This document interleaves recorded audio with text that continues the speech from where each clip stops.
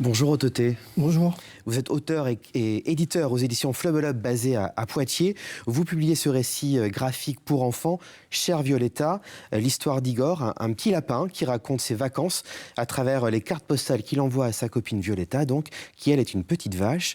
Igor serait bien parti à la mer avec elle comme l'année passée, mais le voilà inscrit dans une colo originale, la Croisière de l'Art. C'est un dispositif du FRAC Artothèque de Nouvelle-Aquitaine qui vous a sollicité, vous auteur, pour raconter cette initiative en Limousin.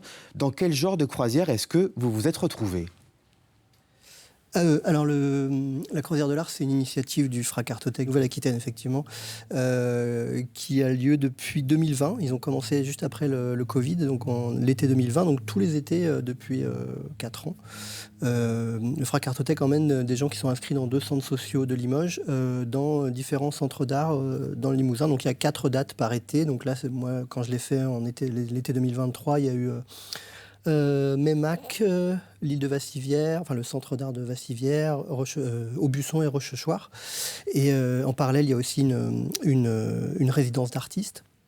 Et donc moi, en fait, j'ai été sollicité comme témoin, si vous voulez. C'est-à-dire que j'étais là avec mon petit carnet, prendre des notes à la fois écrites et dessinées, acrobardées. Enfin, moi, ce que j'aime bien, c'est choper des dialogues, des petites anecdotes comme ça pour... Voilà.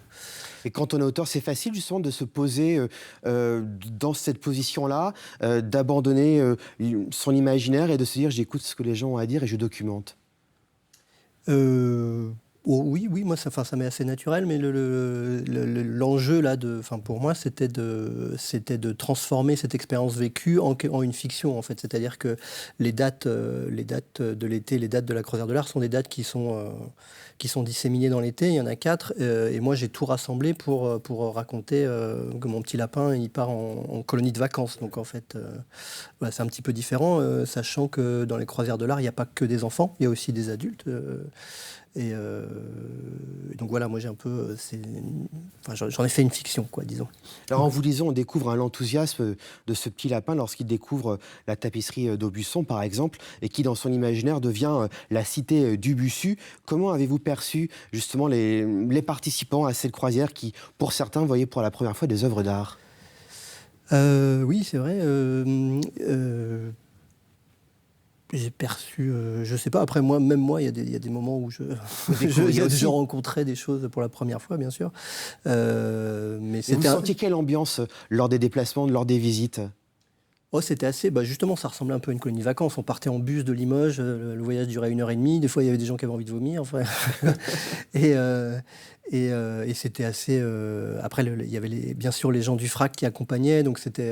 alors du coup, dans le livre, ça devient des moniteurs de colonies de vacances. Mais il y avait une très bonne ambiance. Alors chaque journée était découpée en 3 moments, parce qu'il y avait d'abord une visite.